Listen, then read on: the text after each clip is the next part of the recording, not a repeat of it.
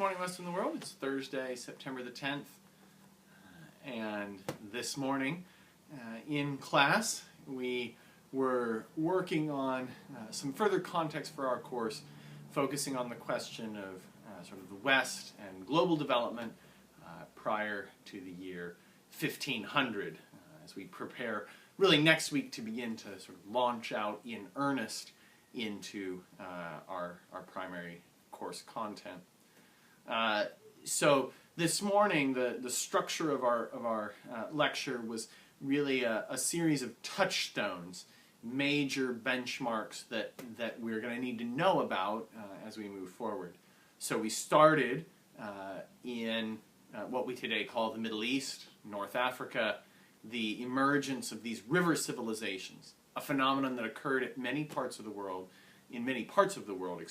but that we said for Western civilization along the Tigris and the Euphrates and along the Nile, the civilizations that spring up there become the foundation stones, the first groups to develop sedentary agriculture, the building of cities, the development of trade, crucial beginning points for the story we're telling.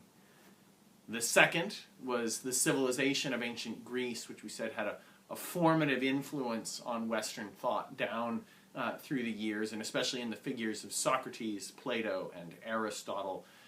You have three really foundational figures whose thought is going to guide much of what interests Western thinkers for years to come. Then the civilization of the Roman Empire, which around the time of the birth of Christ and for a few centuries afterwards transferred the center of these ideas and of this story from the Eastern Mediterranean into sort of mainland Europe and the regions that we today think of as Western Europe. This was then followed by, and the sort of lead-in to our class, is this prolonged period sometimes called the Middle Ages. They have also been known, as we said in the past, as a Dark Ages, a time of ignorance, chaos, and decay. But really, that's probably an exaggeration. There are a lot of important developments in this time period, and that it was one particular set of ideas that emerged, especially in the Renaissance, that wanted to sort of dismiss it.